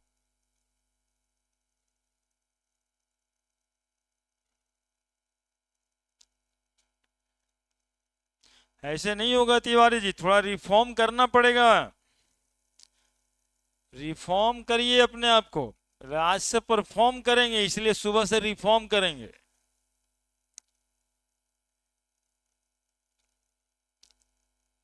है ना, एक आध को कपड़ा लता जो टेंशन देता है उसको कैंची से लेके बैठ के काट दीजिए।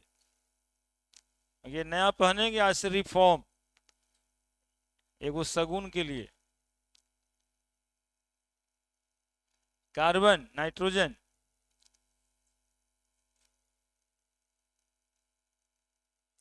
कार्बन का 6 नाइट्रोजन का 7 निकालिए। बिल्कुल आसान है, वैल्यू पुट करना है।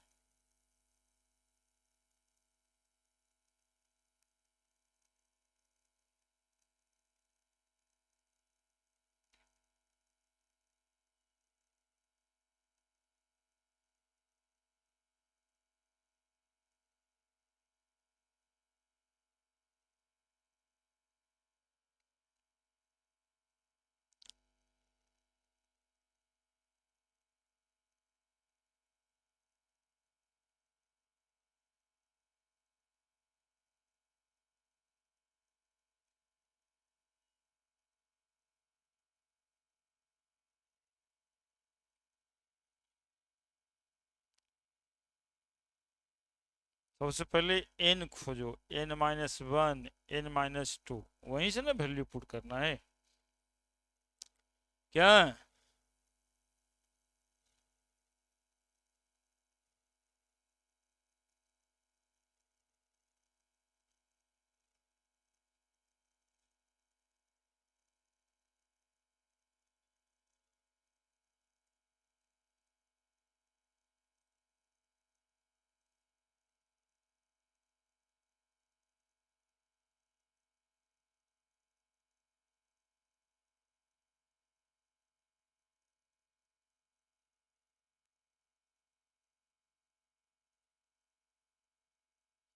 उतार रहा है ना सब।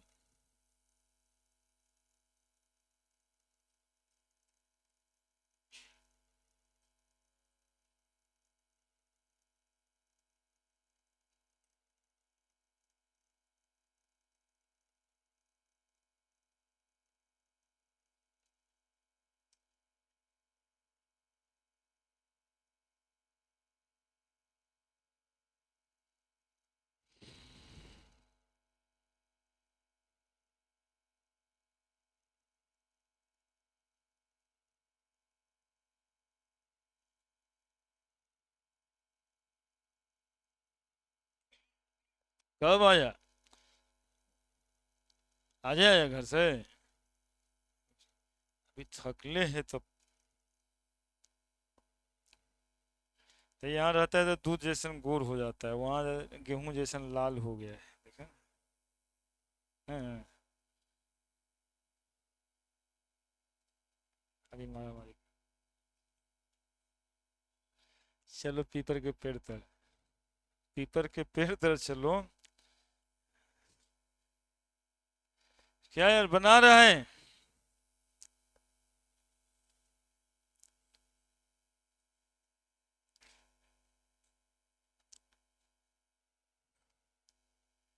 कितना आया, किसी को आया? 3.25 ठीक आया? ठीक तो आया?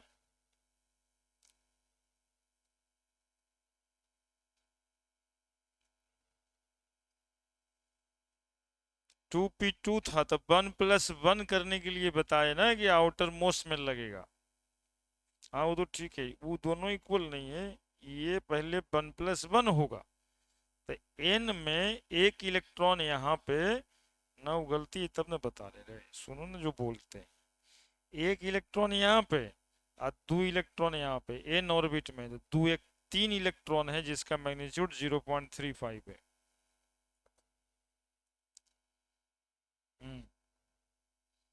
ठीक है।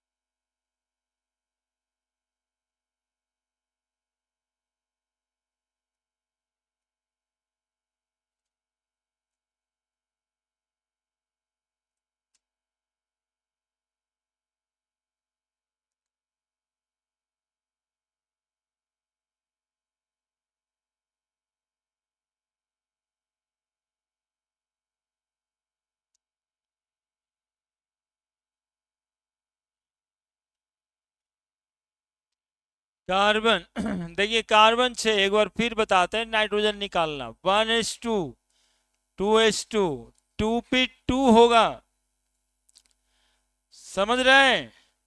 अरे देखो ना, 1s2 2s2 2p, लेकिन हम कहे तुमको कि ये लास्ट वाला जो ऑर्बिट में इलेक्ट्रॉन्स है वो एक इलेक्ट्रॉन को छोड़ देना, तो जब हम इस एक इलेक्ट्रॉन को छोड़ेंगे तो इसको हम लोग ऐसे लिख सकते हैं 1s2 2s2 2p1 प्लस, एक को छोड़ देना,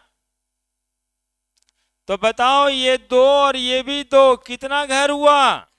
n ऑर्बिट, और ये बगल वाला n-1 ऑर्बिट, हुआ या नहीं?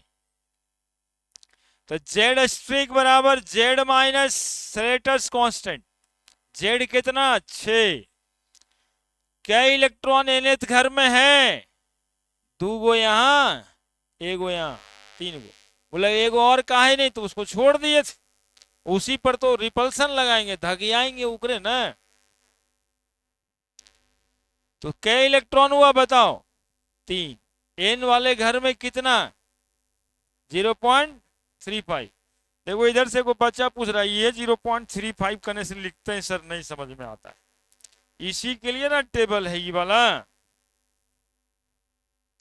n वाले घर में कितना फोर्स लगना था स्लेटर्स कांस्टेंट? 0.35, तो 0.35 ही लेना होगा n में, n-1 में 0.85 लेंगे।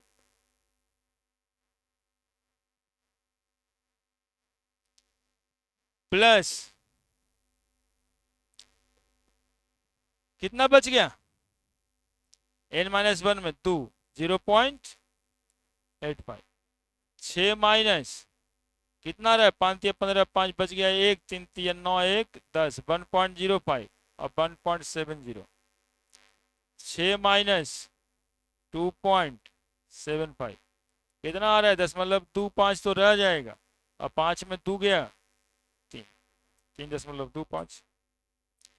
नाइट्रोजन का 7, 1s2 2s2 2p3, 3 को क्या लिखें, 2 + 1।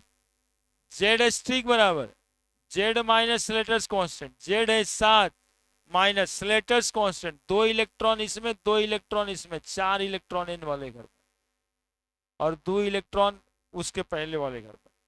तो 4 गुना 0.35 प्लस 2 इलेक्ट्रॉन 0.85, तो 7 माइनस 5 चौक 20, 0 बच गया 2, 4 3 12, 2 14, 1.40, 1.70।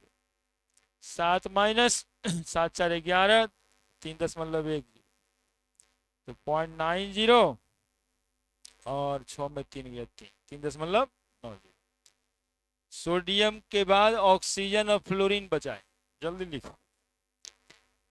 ऑक्सीजन का 8, फ्लोरीन का 9, जल्दी से बना लेना चाहिए कि नहीं, क्या इसमें बनने वाला है।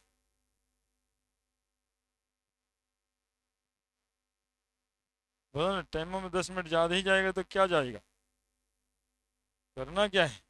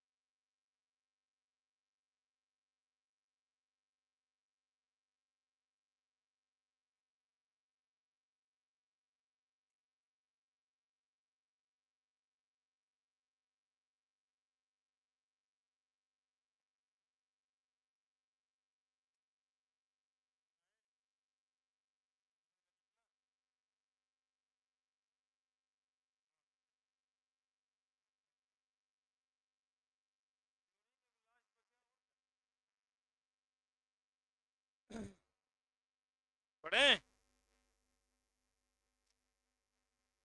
कर लिया ना। नाइट्रोजन के बाद ऑक्सीजन 8, ठीक है, 8 इलेक्ट्रॉन,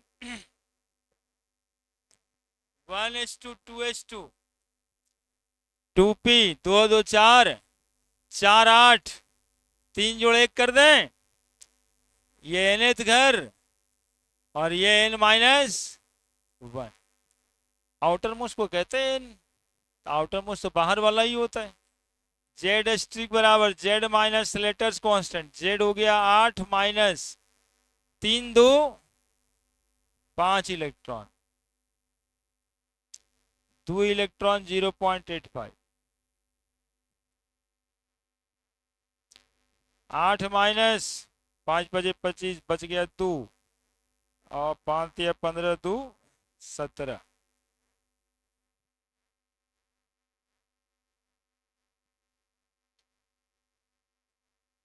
कितना आया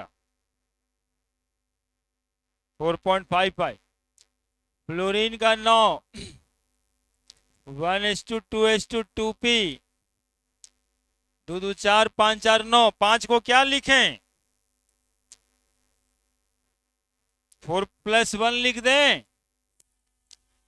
nth घर में कितना इलेक्ट्रॉन, तो 4 दूनी 6, n-1 घर में। जेड स्ट्रिक बराबर जेड माइनस लेटेस्ट कांस्टेंट, 4 दूनी 6 गुना 0.35 प्लस 2 गुना 0.85, 9 माइनस 6 पचहत्तर 0 बच गया 3 0, 6 18 3 21, 2.10 प्लस 1.70, 9 माइनस 80, 2 1 3.80 0.20, और 9 के बाद ये बच गया 8, 8 में 3 गया 5, 5.20 क्या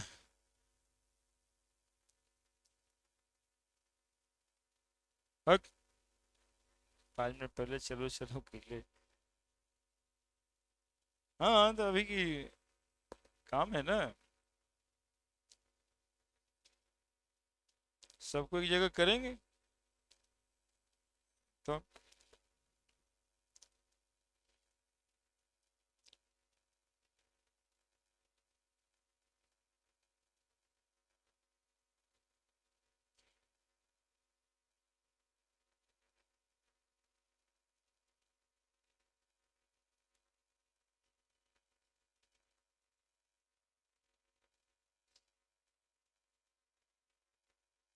संडे को भी क्लास है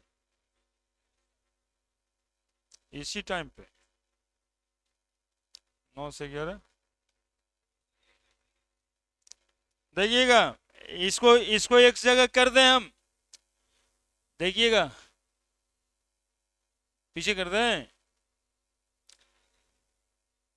देखो ना अकबकाएगा तो हम थोड़े अकबकाएंगे, अभी हमारे पास 8 मिनट समय अपना।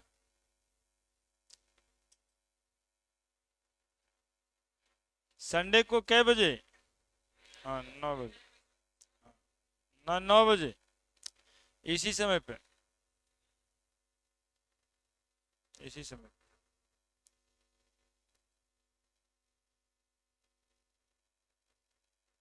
हाँ संडे को पढ़ाएंगे, क्या दिक्कत, इतना दिन छुट्टी करके आए। हाँ यही 2 घंटे पढ़ाएंगे अभी शेड्यूल में ही, धीरे धीरे आप लोग को आदत बनेगा। नहीं तो जानते हैं क्या होगा कि अभी सोमवार मंगल से तो कितना यहाँ आके झोला वोला रख के सूतल होगा आज पूरे तक। सांझ में आया होगा, बोला कि अच्छा ठीक है अब सोमवार से जाया जाएगा, बाबूजी को तो कह दिए शुक्रवार से। देखिए निकल के आ रहे हैं ना। हाँ, बहुते के साथ है सब लोग कि आज तो हम आ ही गए, पापा पूछेंगे शाम में तो गया था कोचिंग सुबह वाला, तो बोला कह देंगे हाँ वो सब मैनेज करके रहता है। Lithium, beryllium, boron, carbon, nitrogen, oxygen, fluorine, देखिए पूरा बोर्ड में लिखे। इधर कौन था, sodium, potassium, rubidium, caesium, francium भी लिख दी। सभ्य का न्यूक्लियर चार्ज हम लोग को पता है, इफेक्टिव न्यूक्लियर चार्ज भी पता है। देखिए देखिएगा, और जानते हैं एगो टेक्निक भी बताने वाले हैं। आप लोगों को लगता है ना कि अब हो गया अब कुछ ही बचा है, देखिए हम बताते हैं क्या बचा है। लिथियम का 3, 4, 5, 6, 7, 8, 9, 11, 19, कितना 37, 55, 87, ये न्यूक्लियर चार्ज है। अब हम इफेक्टिव न्यूक्लियर चार्ज लिख रहे हैं। लिथियम का इफेक्टिव न्यूक्लियर चार्ज कितना, 1 पॉइंट, बेरिलियम का 1 पॉइंट, बोरोन का 2 पॉइंट, कितना, कार्बन का, नाइट्रोजन का, ऑक्सीजन का और फ्लोरीन का 5.2 ना।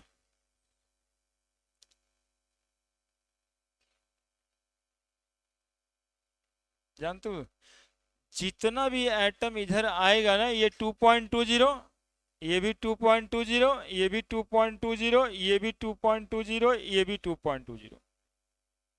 सुनोगे थोड़ा, देखिए हम आपसे छुपा के रखे थे एक बात। क्या छुपा के रखे थे जानते हैं? वो कहे गंदा बात है ना। इसमें देखो आप 0.65 जोड़ दो, देखो मिल गया। इससे इसमें भी आप देखो वही 0.65 जोड़ दो, देखो मिल गया। इससे फिर तुम वही इतना जोड़ दो, फिर इससे इसमें 0.65 भी जोड़ के देखो, संतोष नहीं हुई तो 0.65 जोड़ के देखो, 0.65 जोड़ के देखो। कोई निकालने की जरूरत थी नहीं, यदि आपको ये पहला वाला पता था। 0.65 जोड़ते जाते अगले का निकलता जाएगा, यही था काम। लेकिन ये बताया नहीं आप लोगों को, आधा घंटा में लगवाए इसमें, ताकि थोड़ा लंबा समय तक याद रखिए। स्क्रीनिंग कांस्टेंट कह देगा तो थोड़ी ना उसका ट्रिक है, इफेक्टिव न्यूक्लियर चार्ज का ट्रिक है। लेकिन अब स्क्रीनिंग कांस्टेंट कितना लगेगा तो निकाले हम लोग, इसलिए ये जो पीला कलर से लिखे इफेक्टिव न्यूक्लियर चार्ज लिखे, ये पीला कलर से जो लिखा गया है इफेक्टिव न्यूक्लियर चार्ज लिखा गया है, ऊपर भी और नीचे भी। ठीक है, इफेक्टिव न्यूक्लियर चार्ज इधर इससे इधर जाने पर हर बार 0.65 से बढ़ता है। और सिर्फ इसी में नहीं, जितना में 0.65, यहाँ देखो 2.20 है ना, यहाँ आप देखो अगले के लिए तैयार रहना। मैग्नीशियम लिख देंगे, अब पूछेगा इसका इफेक्टिव न्यूक्लियर चार्ज कितना होगा, 0.65 जोड़ो ना इसमें, ऐसे ही पता है। उसके अगला में फिर 0.65, फिर 0.65, फिर 0.65। ठीक है, अब इधर में नीचे सब कांस्टेंट 2.85, 2.85, 2.85। समझ में बात आई क्या? देखो कितना बड़ा बात छूट जाता तुम भाग रहा था तो। पूरे पीरियोडिक टेबल के मोटे मोटे तौर पे इफेक्टिव न्यूक्लियर चार्ज हम बता दें। पहले वाला डायरेक्ट लिखने के लिए सिखाए 1.30, कितना जोड़ोगे? 0.65, 0.65, 0.65। और ये सिर्फ इसी में नहीं, जितना होगा इसमें जोड़ के देना। 2.20 है, अगले में 2.85, इसका बोरोन के बाद अल्युमिनियम आएगा, कितना जोड़ेंगे बताओ? तो कितना आ जाएगा बताओ? 3.50। ठीक है, इफेक्टिव न्यूक्लियर चार्ज इंक्रीजेज, और इधर जाने से effective nuclear charge remain constant.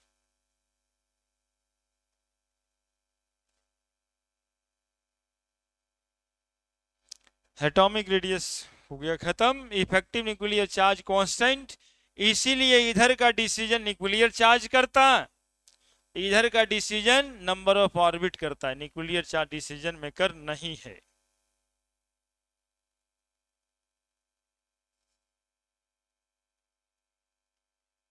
ठीक है, छोटा सा बात और कर दें, स्क्रीनिंग इफेक्ट पूछे,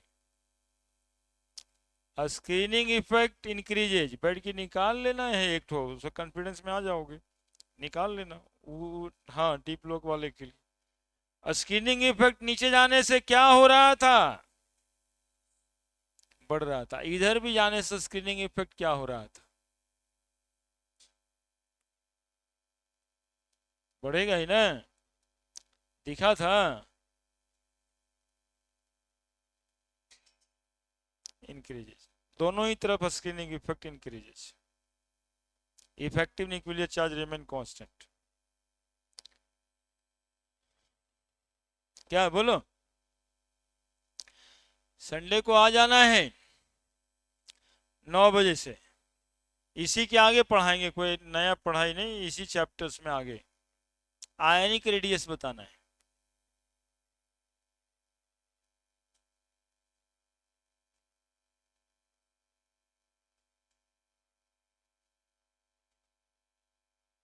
और ये जो इफेक्टिव न्यूक्लियर चार्ज है ना और स्क्रीनिंग कांस्टेंट, ये हर बार काम आएगा, इसको भूलिएगा मत। अरे ये बारहमा तक काम आएगा और ये आईटी और मेडिकल में भी काम आएगा कि न्यूक्लियर चार्ज से जो काम नहीं होता है, न्यूक्लियर चार्ज जब फालतू का होता है। अब जो बातें होती है इफेक्टिव न्यूक्लियर चार्ज से होती है। न्यूक्लियर चार्ज पे कोई बात होगा, ये इतना बढ़ रहा है, इसके बढ़ने से कुछ होता है क्या? तो इफेक्टिव न्यूक्लियर चार्ज पे ही बात करना होता है। और जो इफेक्टिव न्यूक्लियर चार्ज नहीं जानते हैं उनको एज इट इज कह देते हैं, न्यूक्लियर चार्ज समझते रहिए। इसलिए आज आने का बहुत फायदा हुआ आपको, नहीं तो न्यूक्लियर चार्ज पे ही बात होता रहता। ठीक है, तो आराम कीजिए, लेकिन एकदम संडे को सूत मत जाइएगा, आ जाइएगा। हाँ, और आप भी चाहिए कि हम जा रहे हैं क्लास तो पढ़ने जा रहे हैं, सोचते हैं आप जा रहे हैं क्लास तो पीछे बैठेंगे, ये करेंगे वो करेंगे। ठीक है, और आप जाकर के एक आध को कुर्ता उर्ता काट दीजिए आज, मतलब कि अब रिफॉर्म परफॉर्म होगा।